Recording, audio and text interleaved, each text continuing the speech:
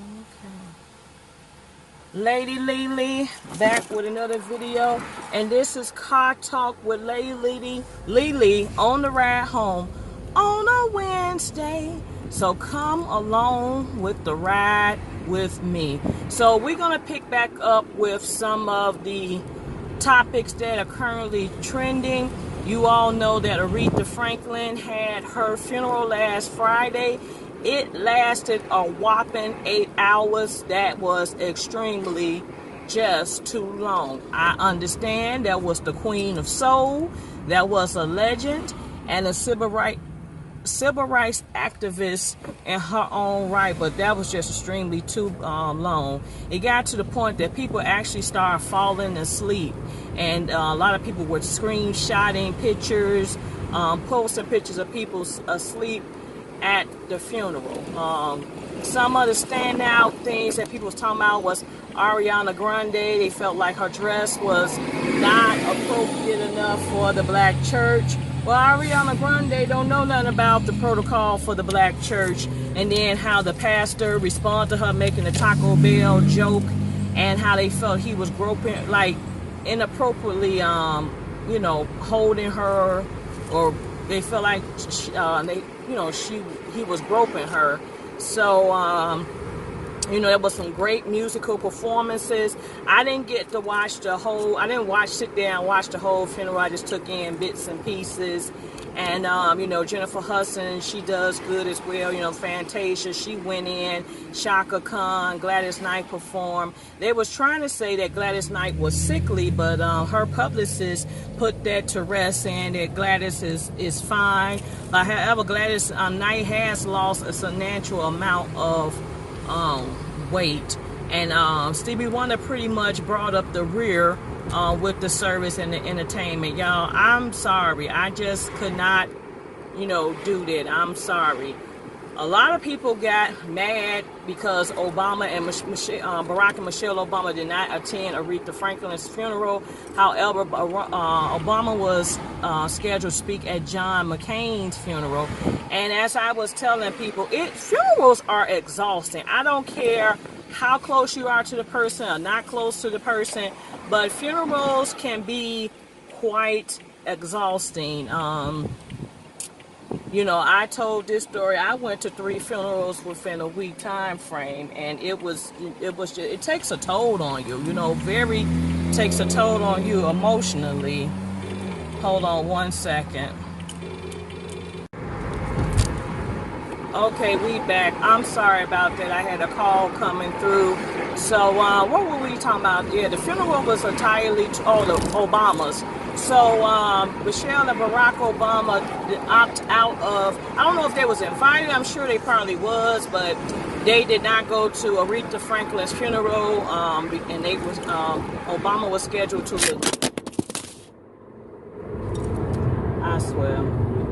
Y'all bear with me. I'm so sorry. I'm so sorry. We're going to get this together. We're just going to get this together. Okay, we're going to try this again. So, anyway, like I was saying, the Obamas were scheduled to attend John McCain's funeral, and Obama was one of the speakers. And like I said, it was just, funerals are exhausting. So, it didn't mean that they love Aretha any less. I think he just had, being a former president, he had some duties to attend to. And, we had Bill Clinton there representing. We had plenty of speakers. I mean, if Obama came, that would have been another 45 minutes added to the service. And they had enough people there already. So, moving right along. The hot buzz right now is Colin Kaepernick. Nike, he signed a deal with Nike back in 2011, so an endorsement deal. So he been getting paid with Nike the whole entire time. Nike decided to make him the face of their 30-year Just Do It campaign. He is the face, kicking off the campaign, and this comes after the fact that Nike and the NFL just signed a contract to make Nike the official apparel for the NFL. And that contract is locked, sealed, and deal until 2028. So of course this is also comes at a time that it has been decided that Colin Kaepernick's he filed grievances against the NFL for collusion, collusion. I don't know if I'm saying that right, but his case is going to go to trial on how he's been shut out the NFL. So since this have taken place, of course, you have people in the uproar. They are burning Nike gym shoes. They are cutting the Nike signs off. As people say, okay, you're burning the shoes, you're cutting up the socks and the symbols, but guess what? Nike got their money anyway. And then there was a young lady on social media, I don't know if she's young, she could be old, she said, I like my Chuck Taylors better, just won't do it. And then Shannon Sharp, who's a former NFL player, said, Nike owns Converse too. I'm like, but go on with your point. So everybody is pretty much, there's still this big debate out, about Colin Kaepernick taking the knee. Some people say they're going to continue their ban against the NFL. But this is my vision on this. Did he break the law? Did somebody get hurt? Did somebody get injured based on his actions? Because I look at it as him not standing up for the Pledge of Allegiance can still be look on as having different religious beliefs. I'm Baptist, and I know people that are Muslim. We don't have the same religious beliefs, but we can respect one another's beliefs and be done with it. It's like we don't ridicule each other. We don't, ostracize someone because they don't have the same beliefs. And that's what I believe. He don't believe in standing, for the national anthem. He should be entitled to that. I mean, there's no law or rules against it. So I never understood why it's, an issue. But, I hope he gets all that's coming for him in a good way. And as I said, I hope God gives him double for his trouble. Now, there was a young man who I went to high school with who took to the my Facebook page and said, he brought that on himself. I do not feel sorry for him, blah, blah, blah, blah, blah. And, I'm going to say this, he is a Caucasian male. He don't get it. And, you don't understand. A lot of people don't understand. They say they understand, but they don't. You don't know what it feels like to be racial profiled. You don't know what it's like to be stopped for no reason at times. I told people I have been racial profiled. That doesn't mean the police pull me over or, handcuff me. But I'm just like, when you go out to a store, sometimes you're a racial profile just because you're, black men in the store. So I don't think he would ever get it, and I don't expect him for it to get it. So, as I said, I hope Colin Kaepernick get double for this trouble. This man still getting paid. This man's name is still buzzing. This man's name is still out in the street. And I think Serena Williams is also part of this campaign as well. So Colin Kaepernick's been trending. Everybody's been putting the picture, and I can't think of the actual quote attached to his campaign picture right now off the top of my head, but I know it is trending. I even had it in my timeline on my Facebook page. So shout out to Colin Kaepernick. Let's hope it get better. Some people said the boycott with the NFL continues. So be it. So we're moving on. Jeffrey Owens. You all know Jeffrey Owens. You remember him from The Cosby Show. He went viral this weekend when a picture was snapped of him working at a Trader Joe's in New Jersey. Jeffrey Owens, for those of you who do not know, he played in the hit sitcom The Cosby Show. He was married to the oldest child, Sandra. Alvin Thibodeau, he played that character. And people was job shaming him, saying, how do you go from being an actor on a well TV show to going to Trader Joe's? As much as people was ostracizing him and job shaming him, there was a lot of people, especially quite a few celebrities, that took to his defense on social media. Terry Crews said when he was 1 year out the NFL, he mopped and swept floors and was a janitor to make ends meet. A couple of actors and actresses said they had to Uber or do waitressing to make ends meet. And you all know what happened. You know, he probably was getting a residual check for the Cosby Show when they, you know, play the reruns. The actors and actresses tend to get a check from, you know, syndicated showings of a TV show. But since the whole trial and thing went down with Bill Cosby and they started pulling the show, that cut off the checks that these actors and actresses were still getting from their roles on the Cosby Show. So with that man probably, you know, he said that, you know, he had to do what he had to do to feed his family. And he has taught acting classes and theater. He has had some acting gigs, but none of them has been long and steady as the time he had on the Cosby Show. So simply, he was doing what he needed to do to feed his family. He got kids, he got bills, he got responsibilities. Because Jeffrey went on Good Morning America to talk about his situation. He said he, you know, took the Trader Joe's job because they actually had excellent benefits, and they were very flexible in working with him so he can go on the auditions and, you know, take on short-term acting roles. So they were very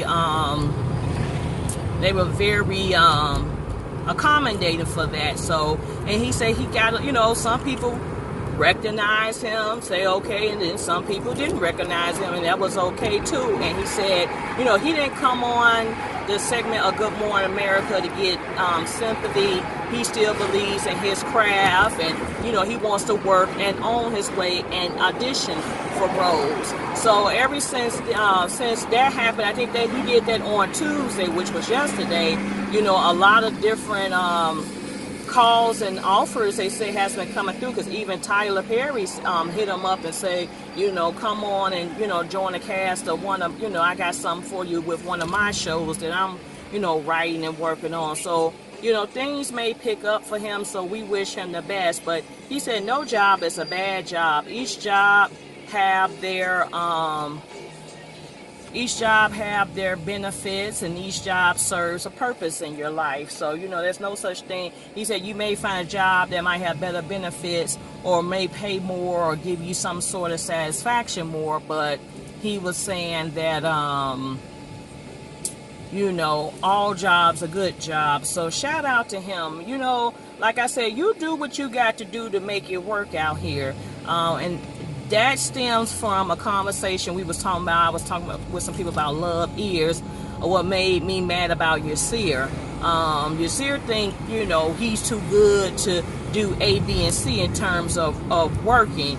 And I said, I always been the type of person, I always had a job no matter what, you know. Even, you know, I've been working since when I was a junior in high school, and I kept a job. I have always had a job. And even when I wasn't working, I still, you know, had ways of a check still coming in. And I'm not talking about government assistance check. I mean checks that were owed to me and payment for work. So I side hustle. I do various things to generate strands of income. So as I tell people, Yasir will not do me any justice, because if I'm out here cracking my back trying to make it work to you know, get what I got, you should be too. So that's what I say about Yasir. Do I got anything else to talk about?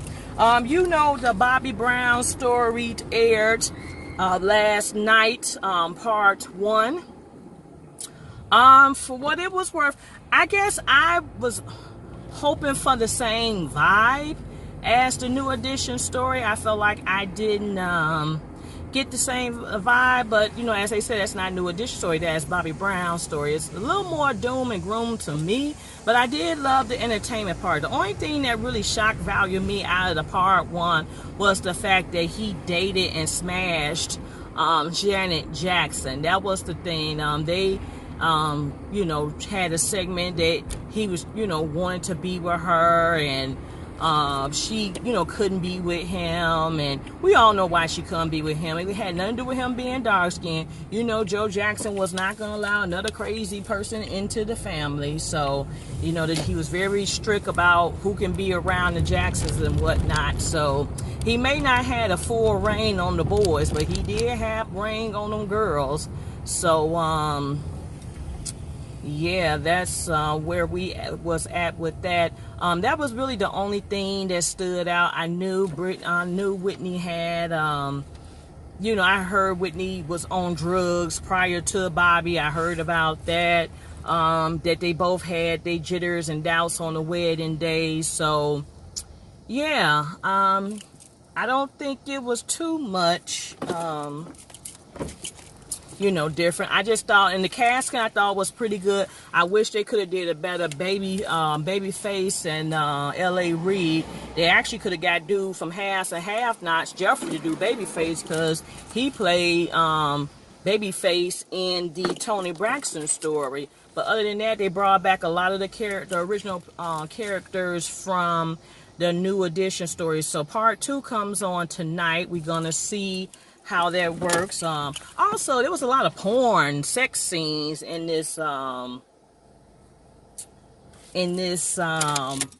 movie as well. Bobby Bobby was banging a lot of girls out. So you're lucky, he lucky if he didn't catch no STDs or anything. But yeah, that was pretty much, the gist of it. They did a small segment of him being a kid on the day his grandmother died, and he lost his best friend the same time. But they had Tasha Skanks in there playing Kim, one of his baby mamas. They keep saying ex-wife. He never married her, I don't believe. I think he just ended up with 2 kids by her, in which she and Whitney Houston were pregnant at the same time. But what happened was Whitney Houston actually miscarried her baby, in which she miscarried when she was shooting The Bodyguard. So that was that. Landon had his own mother. That was the first baby mama. And I'm trying to think what else. Bobby made a lot of money. As everybody was saying that Bobby was using Whitney for her money. But Bobby Brown had grossed, I think, $20 million off of the Don't Be Cruel album, My Prerogative album, whichever one that was. But that was a hot album.